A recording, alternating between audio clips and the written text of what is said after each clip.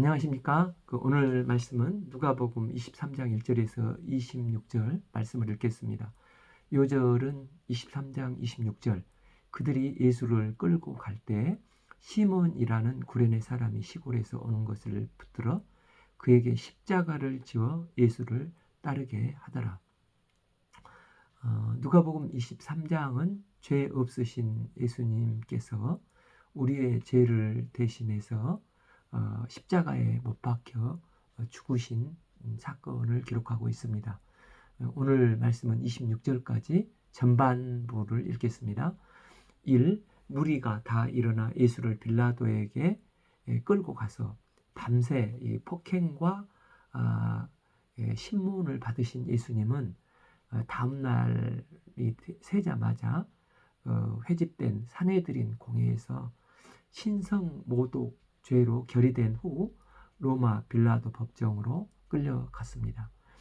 이 고발하여 이르되 우리가 이 사람을 보매 우리 백성을 미혹하고 가이사에게 세금 바치는 것을 금하며 자칭 왕 그리스도라 하더이다 하니 그들이 빌라도의 법정에 예수님을 고발한 제목은 세 가지였습니다. 첫째가 국가 기강을 전복하려고 백성을 미혹했다. 둘째, 가이사에게 세금 내는 것을 금지했다. 셋째, 자신이 자칭 왕이라고 그리스도라고 주장을 했다. 그러나 우리가 누가복음을 쭉 읽어봤지만 이런 것은 한 구절도 없는 거짓말이었습니다.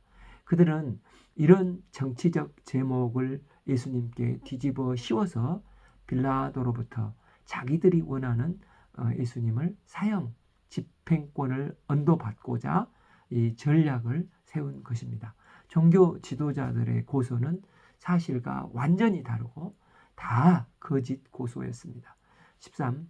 빌라도가 예수께 물어 이르되 내가 유대인의 왕이냐? 대답하여 이르시되 내 말이 옳도다. 빌라도는 나머지 고소 내용들은 다 기각시키고 이 유대인의 왕 한 가지 사실만을 확인하려고 합니다. 여기서 내 말이 옳도다 이 의역을 한 것으로 원문에는 빌라도 네가 그렇게 말했다 하신 것입니다. 이는 그가 그리스도요 왕이라 아닌 까닭이 아니라 그렇게 되면 사람들이 오해를 하는 것이기 때문에 그렇습니다. 이 종교 지도자들이 이렇게 고소한 목적은 예수님을 반역자로 몰아서 죽이려고 하는 데가 목적이 있었습니다. 때문에 빌라도가 아무리 이 죄를 찾아봐도 죄를 찾을 수가 없었습니다. 그래서 그는 뭐라고 말을 합니까? 4. 빌라도가 대제사장들과 무리에게 이르되 내가 보니 이 사람에게 죄가 없다. 빌라도는 아무리 찾아봐도 예수님께 죄를 발견할 수가 없었습니다. 빌라도는 지금 종교 지도자들이 거짓 고소를 해서 예수님을 사형에 넘기려고 하는 것을 정확하게 파악을 했습니다. 하나님은 우리 인간 누구에게나 자유의지를 주셨지 않습니까? 이 자유의지를 다른 말로 표현하면 선택과 결정이라고 할 수 있을 것입니다. 예수 안 믿는 사람이 자유의지를 가지고 재판을 하면 그 법과 양심에 따라서 빨리 결정을 해야 합니다. 이제 빌라도는 분명히 예수님께 죄가 없다는 것을 로마 법에 비추어서 자신의 양심에 비추어서 합당하다고 판단되었습니다. 그러면 무죄하고 풀어주면 끝이 나는 것이 아닙니까? 빌라도는 여기서 분명한 선택과 결정을 해야 했습니다. 그러나 그는 그렇게 하지 않았습니다. 빌라도는 법과 양심상 무죄의 결정이 합당하다고 판단되었음에도 불구하고 이걸 주도적으로 단호하게 결정하지 못했습니다. 이런 사람의 결국은 본인이 어려움을 당할까봐 남들의 눈치를 보며 계속 미루다 마지막에는 대세에 밀려 잘못 결정을 하면서도 이건 또 내 책임이 아니다. 책임을 남에게 전가하는 비굴한 빌라도와 같은 결과를 얻게 되는 것입니다. 때문에 하나님의 자녀인 성도들은 주님의 거룩하신 말씀 앞에서 신앙 양심상 이게 맞다. 성령께서 감동을 주셨다 하면 주께서 주신 말씀을 앞세워서 자유의지로 당당하게 선택과 결정을 하고 주님을 따르는 제자의 삶이 되어야 하는 것입니다. 꼭 우리가 더욱 강하게 말하되 그가 온 유대에서 가르치고 갈릴리에서부터 시작하여 여기까지 와서 백성을 소동하게 하나이다. 다른 복음서를 보면 사내들인이 이 무리를 선동하여 그가 온 유대에서 가르치고 갈릴리서부터 시작해서 여기까지 왔다고 그래서 소동했다고 기록을 하고 있습니다. 6절 빌라도가 듣고 그가 갈릴리 사람이냐 물어. 이게 이제 빌라도는 선택과 결정을 하기 싫으니까 다른 사람에게 미루면서 책임 회피를 하고자 합니다. 빌라도는 예수님이 갈릴리 사람인 것을 확인하고 갈릴리 관할권을 가지고 있는 헤롯 안디바스가 마침 유월절을 기념하기 위해 예루살렘에 와 있었습니다. 7. 헤롯이 관할에 속한 줄을 알고 헤롯에게 보내니 그때 헤롯이 예루살렘에 있더라.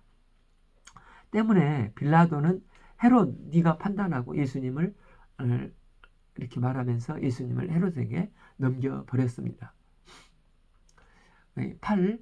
헤롯이 예수님을 보고 매우 기뻐하니 이는 그의 소문을 들었으므로 보고자 한지 오래였고 또한 무엇이나 이적 행하심을 볼까 바랐던 연고로라. 이 헤롯은 요한의 목을 자른 장본인으로 아주 기회주의자였습니다.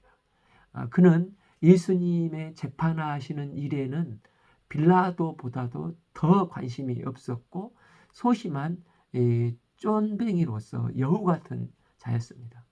그의 공의의 심판에 대한 선택과 결정에는 관심이 전혀 없었고 그가 관심 있는 것은 오직 예수님이 이적을 행하심을 볼까 바랐던 것입니다. 그래서 누가복음 9장 9절에서도 헤롯이 이르되 요한은 내가 목을 베었거늘 이제 이런 일이 들리니 이 사람이 누군가 하며 그를 보고자 하더라. 그는 예수님이 행하시는 각종 이적에 대하여 듣고 오랫동안 예수님을 보고 싶고 궁금한 마음이 있었는데 그것의 근거는 그가 목베어 죽인 세례요한이 다시 살아난 게 아닌가 하는 두려운 마음 때문이었습니다. 그랬던 그가 예루살렘에서 마침내 예수님을 보게 되자 그는 매우 기뻐했다는 것입니다. 그는 예수님이 행하신 기적을 볼 기회가 마침내 왔구나 생각을 하고 기대를 했던 것 같습니다. 그러나 헤롯 안디바스가 여러 말로 물으나 예수님께서 아무 말도 대답하지 아니하시니 헤롯은 대답할 가치가 없고 천박하고 속이 비어있기 때문에 아무 대답도 안 하시고 구약 말씀을 성취하시고자 묵묵히 침묵을 하셨습니다. 그곳에서도 10절 대제사장과 서기관들이 서서 힘써 고발하더라. 그곳에서 종교 지도자들은 맹렬하게 예수님을 고소했지만 결과는 그들이 원하는 답을 결코 얻지 못했습니다. 11. 헤롯이 그 군인들과 함께 예수를 업신여기며 희롱하고 빛난 옷을 입혀 빌라도에게 도로 보내니 이 헤롯은 예수님이 아무 말도 안 하시고 기적도 안 보여주시고 아무 재미가 없으니까 뒤에 15절에서 보듯이 유죄 선고를 내리지 않고 오히려 빛난 옷을 입혀 공개적으로 능멸을 하고 모욕을 줘서 빌라도에게 도돌려 보내버린 것입니다. 예수님은 이런 무지하고 천박한 헤롯의 조롱에도 묵묵히 침묵을 하셨습니다. 12. 헤롯과 빌라도가 전에는 원수였으나 당일에는 서로 친구가 되니라. 유대 전체를 통치했던 그의 아버지 헤롯 대왕은 이제 세 아들에게 분봉왕을 넘겨주지 않습니까? 그러니까 유대와 예루살렘 지역은 이 아킬레오에게, 또 북쪽 갈릴리 지역은 헤롯 안디바스에게, 가이사라 빌립보 쪽은 빌립에게 나누어 주었습니다. 그런데 아킬레오가 아버지 헤롯 대왕과 같이 아주 그 망나니 같은 폭군이어서 백성들이 로마에 도저히 못 살겠다 탄원서를 내서 로마 원로원에서 이 아킬레오를 해임을 하고 대신 총독을 보내서 직접 다스리고 있었습니다. 지금 빌라도가 총독으로 파견되어 와 있는 것입니다. 그래서 헤롯 가문과 이 빌라도 총독의 관계는 원수적인 관계였습니다. 그러나 자기들의 이익을 챙기는 것에는 친구가 되었다는 것입니다. 이렇게 자기 이익에 따라 만들어지는 친구는 친한 척 보이지만 조금만 시간이 지나면 서로 이해가 충돌하면서 배신하고 배신당하면서 죽일 놈 하면서 서로 원수가 되는 것입니다. 13. 빌라도가 대제사장들과 관리인들과 백성들을 불러 모으고 이제 머리꼴찌 아프다고 선택과 결정을 주도적으로 해야 할 때 그 타임을 회피하고 남에게 떠넘기려 했던 빌라도는 다시 헤롯에게 예수님을 돌려받고 어쩔 수 없이 예수님을 재판하지 않으면 안 되는 상황이 되었습니다. 14. 이르되 너희가 이 사람이 백성을 미혹하는 자라 하고 내게 끌고 왔도다. 보라, 내가 너희에게 신문하였으되 너희가 고발하는 일에 대해서 이 사람에게 죄를 찾지 못하겠고 15. 헤롯이 또한 그렇게 하여 그를 우리에게 도로 보내었도다. 보라, 그가 행한 일에는 죽일 일이 없느니라. 빌라도는 헤롯이 아무런 선고 없이 돌려보냈던 사실을 들어서 자신이 원래 주장했던 예수님의 무죄성을 언급을 하고 있습니다. 그러면서 16절, 그러므로 때려서 놓겠노라. 빌라도는 예수님께서 사형당할 만한 아무런 죄가 없으니까 그저 채찍질해서 풀어주겠다는 것이었습니다. 지금 예수님은 밤새 조롱과 신문을 받으시고 이리저리 끌려다니면서 철저한 무시와 냉대와 곤욕을 당하면서도 입을 열지 아니하셨습니다. 일찍 이사야 선지자는 이 고난의 종 예수님을 이렇게 예언을 했습니다. 이사야서 53장 7절, 그가 곤욕을 당하고 괴로울 때도 그의 입을 열지 아니하였으며 마치 도수장으로 끌려가는 어린 양과 털 깎는 자 앞에서 잠잠한 양과 같이 그의 입을 열지 아니하였도다. 8. 그는 곤욕과 신문을 당하고 끌려갔으나 그 세대 중에 누가 생각하기를 그가 살아있는 자들의 땅에서 끊어짐은 마땅히 형벌을 받은 내 백성의 허물 때문이라 하였으려. 예수님은 약속된 구속 역사를 이루기 위해서 모든 조롱과 냉대를 묵묵히 참으시면서 십자가의 길을, 우리의 허물 때문에 십자가의 길을 가셨습니다.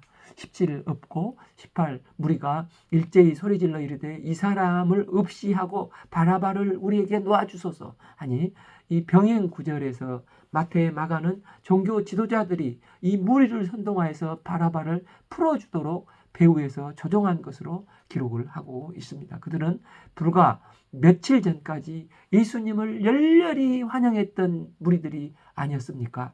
예수님이 그들의 기대와는 달리 이렇게 그러나 무기력하게 체포당하시는 것을 보고 그들의 기대는 와르르 무너졌습니다. 여기에다가 종교 지도자들의 선동으로 그들의 권하는 말에 그들은 홀딱 넘어가서 불에 기름을 부은 것처럼 성난 무리가 되어서 바라바를 우리에게 놓아주소서 소리를 지른 것입니다. 19. 이 바라바는 성중에서 일어난 밀란과 살인으로 말미암아 옥에 갇힌 자라.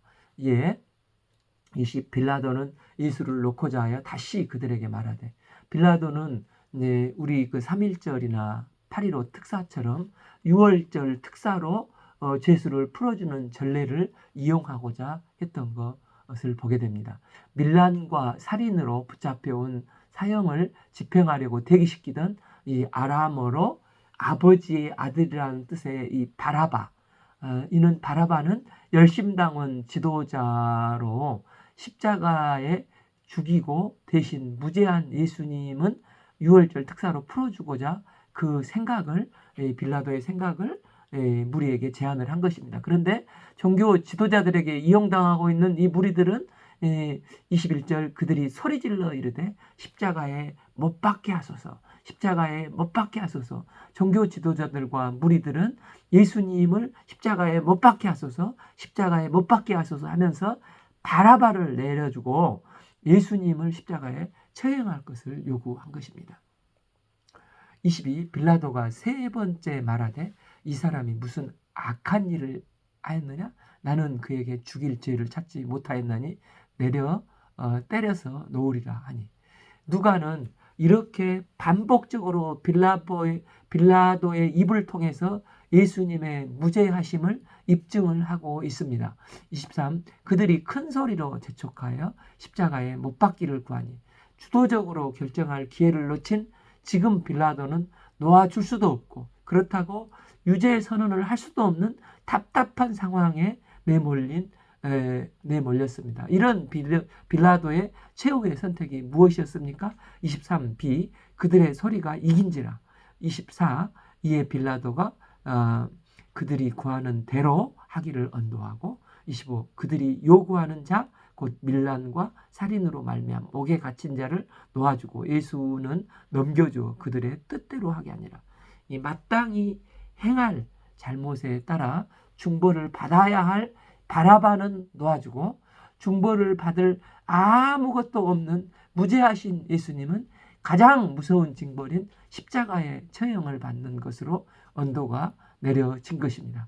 이런 모순적인 사실은 예수님의 십자가를 통한 대속적인 구원의 진리를 보여주고 있습니다. 비록 사람들은 죽임을 당할 죄가 하나도 없으신 예수님을 십자가에 처형하도록 관철시켰지만 이러한 모습은 하나님의 주권 가운데 예수님의 대속적인 희생을 역설적으로 보여주고 있는 것입니다. 이 사건을 마태는 27장 24절에서 빌라도가 아무 성과도 없어 도리어 밀란이 나는 것을 보고 물을 가져다가 무리 앞에 손을 씻으며 이르되 이 사람의 피에 대하여 나는 무죄하니 너희가 당하라.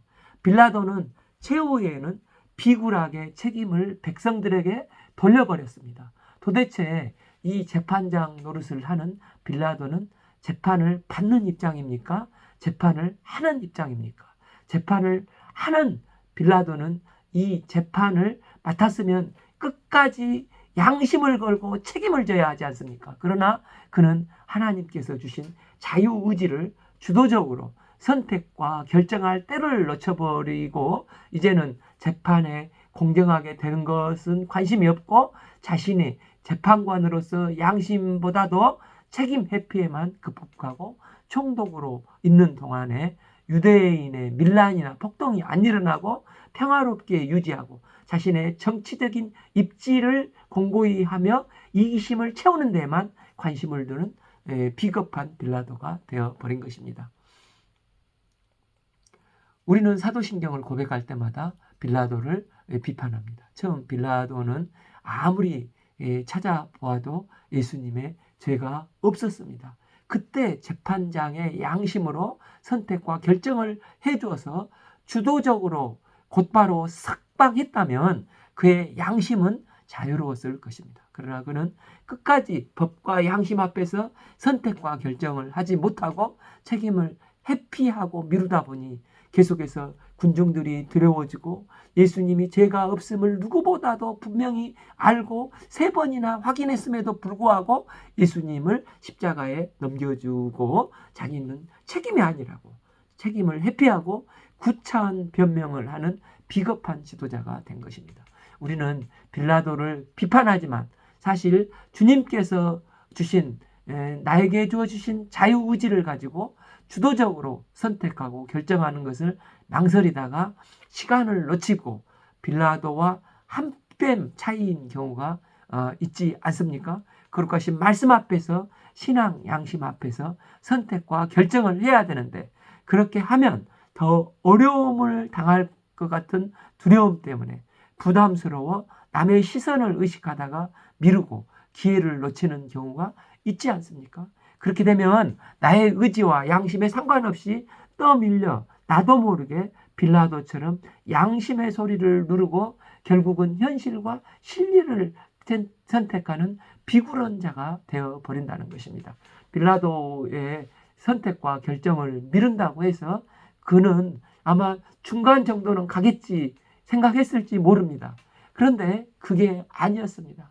오히려 빌라도는 2000년 동안 매주 주일마다 비난을 받는 아주 비참한 영혼이 되어버린 것입니다. 때문에 우리가 주님의 거룩한 말씀 앞에 신앙 양심상 이것을 주님께서 기뻐하신다. 성령께서 주신 감동과 확신이 든다. 그러면 그 시간에 그때에 주께서 주신 자유의지로 당당하게 선택과 결정을 하고 주도적으로 주님 역사를 섬겨나가는 삶이 되어야 하는 것입니다. 우리가 이런 삶을 통해서 참 제자로 나가는 삶을 살 수 있기를 기도합니다. 26. 그들이 예수를 이끌고 갈 때 시몬이라는 구레네 사람이 시골에서 오는 것을 붙들어 그에게 십자가를 지워 예수를 따르게 하더라. 여기서 이제 구레네라고 하는 도시는 북아프리카 지역인데 오늘날 그 리비아입니다. 예수님은 그 무거운 십자가를 지시고 골고다 언덕을 향해서 한 걸음 한 걸음 쓰러지고 채찍 맞으시고 또 일어서고 쓰러지고 너무 힘겨워 감당하지 못하고 또 쓰러지셨습니다. 로마 군인들이 볼 때 너무 시간이 지체되는 것입니다. 예수님이 더 이상 기진맥진해서 십자가를 지지 못한 것을 본 것입니다. 그래서 로마 군인들에게 주어진 그들은 부여권을 사용합니다.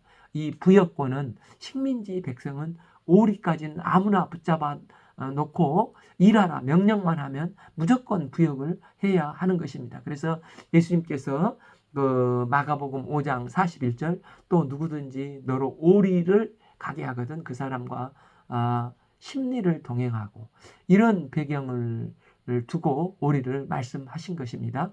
구레네 사람 시몬이 유월절 예배를 드리려고 멀리서 예루살렘에 왔습니다. 그런데 그 예수님의 십자가 처형이 있는 날이어서 그것을 구경하면서 멋모르고 무리들과 함께 예수님을 뒤따랐습니다.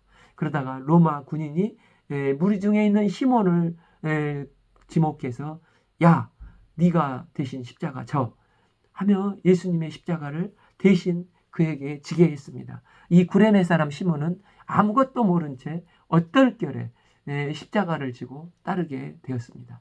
그는 십자가의 의미를 전혀 이해하지도 못했고 얼떨결에 느닷없이 또 재수없다고 생각하고 황당하게 걸려서 십자가를 졌을 뿐이라고 생각했을 것입니다. 그런데 사실은 이것보다도 더 영광스러운 일은 없었습니다. 복의 근원인 예수님의 십자가를 짐으로 그는 놀라운 축복을 얻게 되었습니다. 우리 인생길을 돌이켜보면 내가 계획한 것도 전혀 아닌데 오히려 당시에는 재수가 없어서 전도대에 걸려서 전도하다가 시간 허비했다고 생각했는데 그때 그 만남이 나의 전 인생을 터닝 포인트가 되게 했습니다. 주님을 만나는 내 인생의 최고의 은혜의 축복의 때가 되지 않았습니까? 성경에서 구레네 시몬 가족에 관련된 말씀이 두 군데 나옵니다. 로마서 16장 13절 주 안에서 택하심을 입은 루포와 그의 어머니에게 문안하라. 그의 어머니는 곧 내 어머니라. 사도 바울이 누구입니까? 그런데 그 사도 바울이 루포와 그의 어머니에게 문안하라 하시고 그의 어머니는 내 어머니라고 말을 합니다. 이 루포는 누구입니까? 마가복음 13장 21절을 보면 알렉산더와 루포의 아버지인 구레네 사람 시몬이 시골로부터 와서 지나가는데 그들이 그를 억지로 같이 가게 하여 예수의 십자가를 지우고 그러니까 마가는 그냥 시몬이라고 하지 않고 알렉산더와 루포의 아버지 시몬이라고 말을 하고 있습니다. 그의 아버지 시몬이 억지로라도 예수님의 십자가를 감당했을 때 주님은 그것을 가볍게 여기지 않으시고 그것을 이 구속의 샘터로 사용하시고 나에 대해 복을 받지 못하면 내 자식 대해서 이런 놀라운 축복을 받게 해주셨습니다. 이 초대교회에 그 알렉산더와 그 루포가 로마 그 교회 공동체의 기둥 같은 증인들로 그 마가는 쓰임 받는 것을 아마 증거를 하는 것 같습니다. 특히 이 알렉산더는 초대교회 기독교 역사에 유명한 주교로 귀하게 쓰임받게 되었습니다. 그가 이렇게 쓰임받게 된 계기가 아버지 시몬이 어떨결에 억지로라도 십자가를 졌기 때문에 이런 영광스러운 은혜를 임하게 되는 것입니다. 그래서 십자가는 영광입니다. 우리도 주님의 십자가를 어떨결에 져야 하는 경우도 있지만 그러나 십자가를 질 때 주님은 이 십자가를 통해서 영광스러운 은혜를 베풀어 주십니다. 우리가 이 은혜를 덧입는 복된 인생이 될 수 있기를 기도합니다. 오늘 말씀은 누가복음 23장 1절에서 26절을 읽었습니다. 감사합니다.